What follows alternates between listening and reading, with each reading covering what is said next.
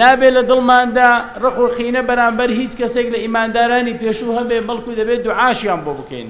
بەداخەوە لەم ڕۆژگارەدا خەڵکانێک زۆر بە ئاسایی باسی سەحابە دەکات بە خراپە، باسی زانایان دەکات بە خراپە کە وەفاتیان کردووە، لە کاتێکدا ئیمانداری ڕاستەقینە کە خوا مەدەحیان دەکات لە سوورەتی حەشردا لە دوای مهاجرین و ئەنسار ئەوانن کە دوعا بۆ ئیماندارانی پێشخوایان دەکەن. بۆیە باوریابین دەممان نەبێتەوە بە دوعا و خێر و پاڕانەوە نەبێت بۆ ئەوانەی پێشووترمان کە ڕۆیشتون لە زانایان لە پیاوچاکان و لە خواپەرستانی ڕابردوو. وریابین ناوی هیچ زانایەک بە خراپ نەهێنین. بەداخەوە کەسانێک هەیە کە